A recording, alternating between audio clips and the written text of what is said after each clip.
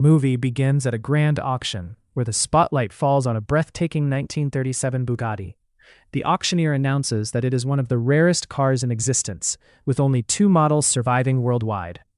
Bidding opens at a staggering $30 million, the price climbing higher by the second. A man named Jack contacts his boss and places final bid of $41 million to secure the legendary vehicle. Meanwhile, we are introduced to Andrew and Garrett. They are professional car thieves who have already stolen some of the finest vehicles on Earth. They wait along a remote highway. They know Jack is transporting the multi-million-dollar Bugatti inside a cargo truck along this exact route, and they intend to hijack it. When the truck appears, Garrett accelerates their chase vehicle close to the truck, allowing Andrew to swing himself toward the speeding truck using a rope. Jack realizes a robbery is underway. As the driver panics, Jack shoves a gun to his head and orders him to ram through the obstacle, crashing into Garrett's car several times. Realizing the truck will not stop, Garrett pivots his car around to face it head-on, slamming on his brakes to force a grinding slowdown. Jack fires his pistol repeatedly through the windshield at Garrett until his weapon clicks empty. Taking immediate advantage of the dry weapon, Garrett climbs onto the truck and cuts the brake wires before scrambling to help Andrew. Andrew throws open the truck's cab door, and together they slip inside, hotwire the Bugatti, and drive it straight out of the moving trailer. Completely stripped of its brakes, the massive transport truck veers wildly out of control and violently overturns. After the successful heist, the brothers head straight to a local bar to celebrate. Their partner, Stephanie, is waiting for them. Furious at being left out of the action, she strikes Andrew hard across the face, angrily demanding to know why she was excluded. Andrew quickly pacifies her, promising she will anchor their very next heist, revealing that she is a core strategist of their crew. The next day, Andrew and Garrett bring the stolen Bugatti to Jamie, a black market dealer who typically assigns them their high-end jobs. This time, however, Jamie refuses to touch the car. He reveals that the vehicle belongs to Morier, a ruthless criminal. Garrett argues that they delivered the car on time and deserve their rightful payment, but Jamie simply signals his men. Outmatched by sheer numbers, the brothers are brutally beaten into unconsciousness. Right then, Jack arrives searching for the vehicle. Terrified, Jamie quickly hands the keys over, claiming he had no idea who the car belonged to. When Andrew and Garrett regain consciousness, they find themselves bound tightly in front of Morier. Morier explains that he built his empire from nothing, through violent crime, and now hides behind the facade of a respected businessman. Furious that the brothers dared to steal from him, to demonstrate his absolute lack of mercy, he executes Jamie right in front of them as a warning. Morier takes both brothers to his priceless collection of the world's rarest supercars. Morier explains that he loves these vehicles more than his own life. Morier is now ready to kill both brothers, but Garrett shouts they will steal a vehicle far more valuable than the Bugatti and deliver it directly to him. Andrew immediately backs his brother, spinning a profile on a target named Max. Max was a wealthy tech prodigy. His father handed over the family's massive corporate empire, gifting him a legendary, one-of-a-kind 1962 Ferrari, the only one in existence worldwide. Andrew explains that their plan is to strip this exact Ferrari from Max's possession. Morier likes the plan but issues a terrifying ultimatum. They have exactly 7 days to deliver Max's Ferrari. If they fail, they will both be killed. Garrett asks how they could possibly pull off a heist of this magnitude in just 1 week.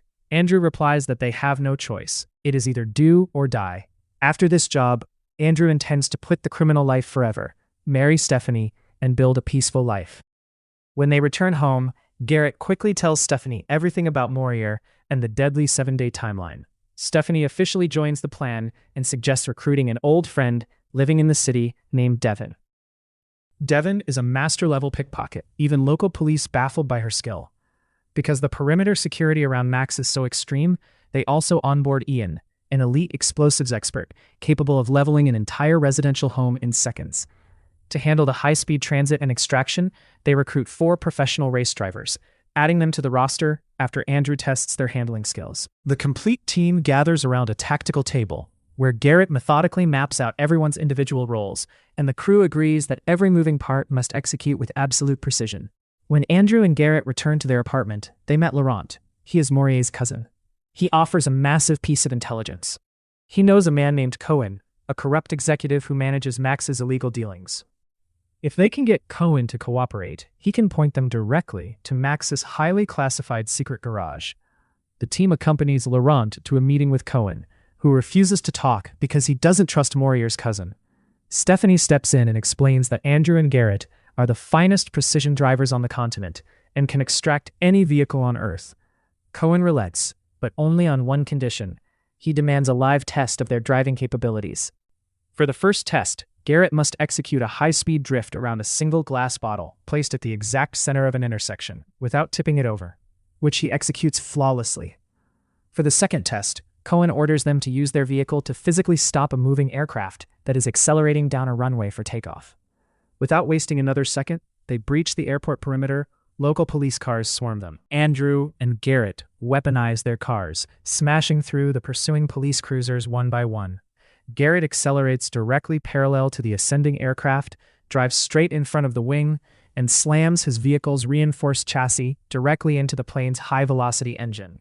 The impact triggers a massive explosion, completely shredding the engine and successfully preventing the aircraft from leaving the ground. Cohen, fully convinced that the brothers are world-class professionals.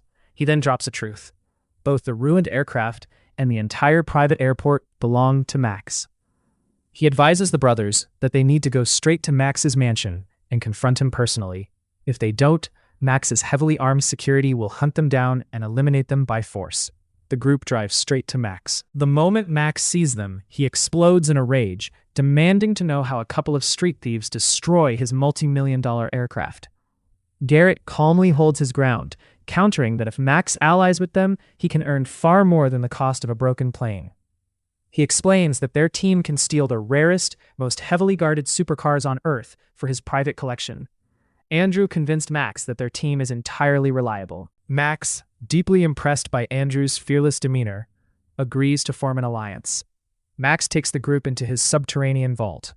Inside the massive garage, the crew stares at a sea of priceless engineering, including the coveted 1962 Ferrari. While the rest of the team admires the cars, Andrew focuses entirely on Max's fingers as he inputs the garage's master security code. Andrew transcribes the exact numeric code and hands it off to Stephanie. Later that evening, Andrew and Laurent get into an argument. Andrew openly states he doesn't trust Laurent, fearing the cousin will sell out their new deal to Morier. Suddenly, 2 Interpol officers breach their apartment. The investigators explain that they have been tracking a highly coordinated string of luxury car thefts across Europe, and in every single case file, the Foster brothers are the common denominators. Officer issues a cold warning. The next time they cross paths, he will return with enough solid evidence to lock them away for life. The brothers are now entirely cornered, hunted by Max, Morier, and federal authorities simultaneously. The following afternoon, Stephanie goes shopping at a crowded local market. Jack quietly slips behind her, jamming a weapon into her side and ordering her to walk with him without making a single sound. She intentionally steals an apple from a vendor's stall to draw attention. When the angry shopkeeper lunged forward to confront her, Stephanie uses the chaotic distraction to break away from Jack's grip and sprint into the crowd.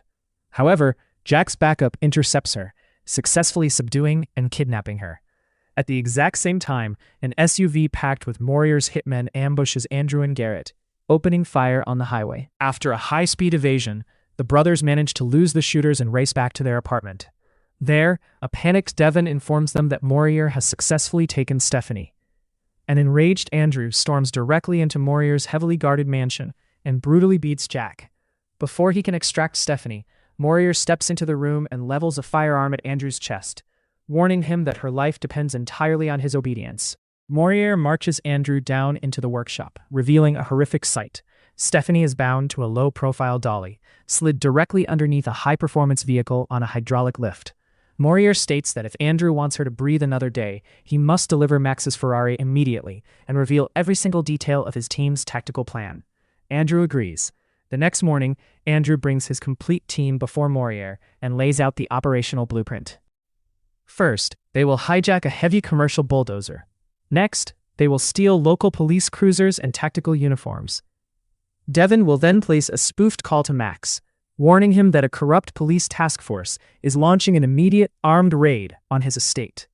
Terrified of federal seizure, Max will be forced to flee his mansion in a panic, creating a perfect blind spot for the team to breach the vault and extract the 1962 Ferrari. Seconds later, a private helicopter touches down on the grass, and Max himself steps out of it, He walks directly up to a stunned Morier, calmly stating that he is always 10 steps ahead of his rivals and already knows every single detail of the plot to steal his Ferrari. After delivering the warning, Max boards his helicopter and departs. Enraged Morier orders Andrew to execute the heist the very next day, stating he will come to the extraction site personally to collect the Ferrari. That night, Andrew, Garrett, and Laurent are sitting together when the Interpol officers suddenly kick the door open.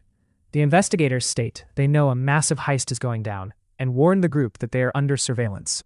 Andrew intentionally argues with Laurent, accusing him of selling them out. Andrew lunged forward and punches Laurent in the face.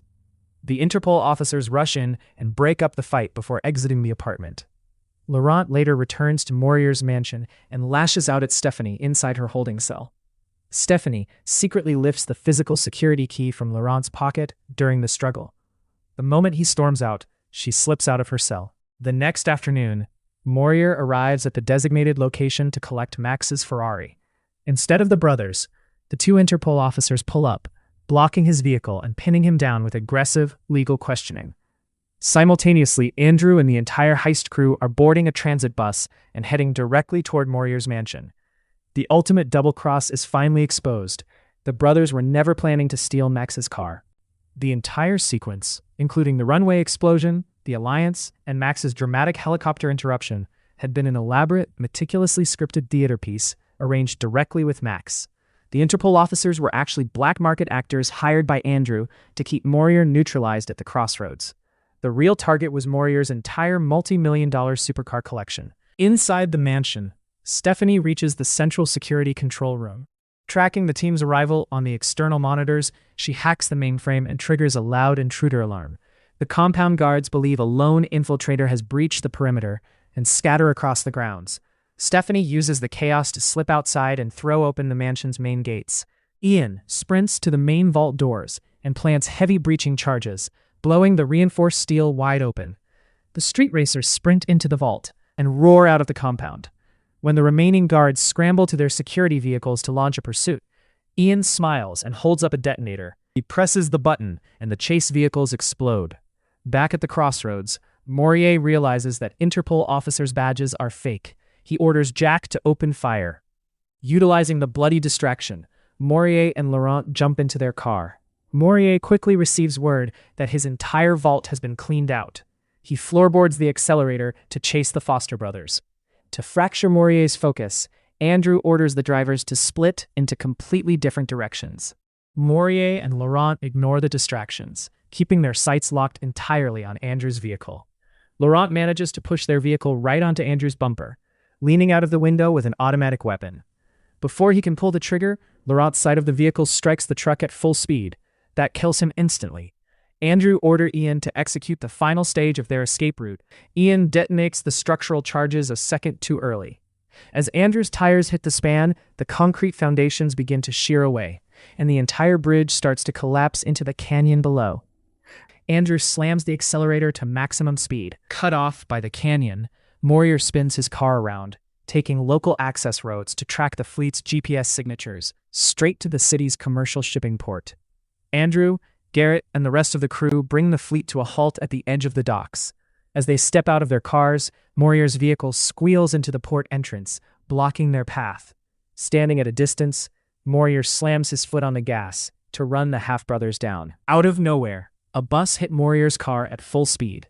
The impact causes Morier's vehicle to violently detonate, flipping through the air before plunging into the deep harbor water. Devon steps down from the bus, walking up to the group to finally confess her true love for Garrett. With their rivals completely removed from the board, the team methodically loads Morier's entire multi-million-dollar supercar fleet onto a massive cargo ship, successfully completing the extraction. Max was deeply impressed by Andrew's execution and confident that he had used the street thieves to permanently eliminate his greatest business rival. However, an even bigger final surprise is waiting for the tech prodigy. A few days later, Max faces the ultimate consequence of trusting the Foster brothers. Devon quietly arrives at Max's high-tech private mansion. Using the exact security code that Andrew had memorized from the mirror reflection days prior, she drives away with Max's entire collection of priceless collection. In the end, Andrew, Garrett, and their elite crew completely outsmarted both criminal empires. What do you think about this movie? Let me know in the comments. And if you enjoyed this story, don't forget to like and subscribe for more amazing recaps.